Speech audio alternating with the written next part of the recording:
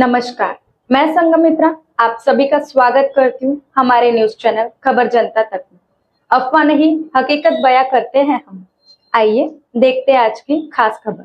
Petrol से भरे वाले can रहेंगे और उसके ऊपर बाबारा लेटा रहेगा, खड़ा रहेगा, चिल्लाते रहेगा क्या मुझे बचाओ, मेरा विदर्भ राज्य बना के दो और बचाओ।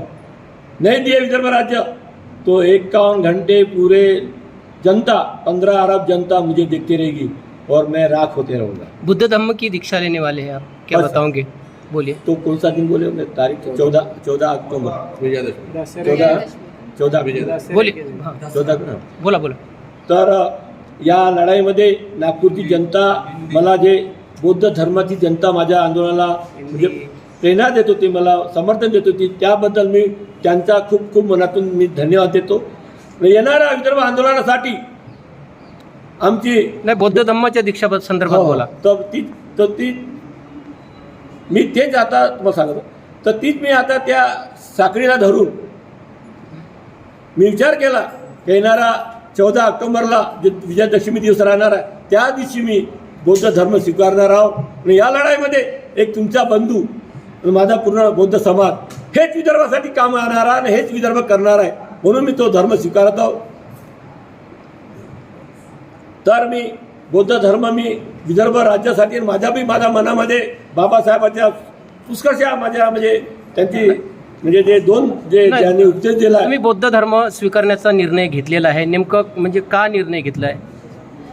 मला बाबासाहेबांचे तत्व खूप पटतात, पण याच्यामध्ये माझा धर्म हे हिंदू धर्म जो आहे त्याला मी बायकॉट करून मी बौद्ध धर्म स्वीकारत आहोत। तो धर्म मला प्यारा आहे, हा धर्म प्यारा आहे, मनुष्य जात मला प्यारी आहे, इन्सानियत मला प्यारी आहे, परंतु मी तो धर्म यासाठी स्वीकारतो का मी दोन स्वीकारला आहे तर पूर्ण 14 त्यांचे जे मी विचार आहे त्यांचे जे वाचन आहे पूर्ण वाचन करण्यासाठी मी तो बौद्ध धर्म स्वीकारत आहोत। या लढाईमध्ये आता माझ्याबरोबर माझी जे दोन्ही जात, माझा जो धर्म आहे ते जात आणि माझा जो हिंदू जात आहे ते आणि माझा बौद्ध धर्म, या दोन मिळून पूर्ण विदर्भाची लढाई आम्ही आता हमखास लढवणार आहे, त्याच्यामध्ये आमचा विजय निश्चित होणार। सोबत तुमची पत्नी पण बौद्ध धर्म स्वीकारणार आहे? नाही, तिला मी जबरदस्ती नाही करू शकत, तिला प्लीज मी जबरदस्ती नाही करू, माझ्या मुलाला नाही करू शकत, मी स्वीकार शकते, माणसाला कोणी स्वीकार शकते, तो पूर्ण धर्म भी येऊ शकते, पूर्ण लोक येऊ शकते, माझ्या घरचे माझ्याबरोबर आणखी कोणी येऊ शकते कार्यकर्ता,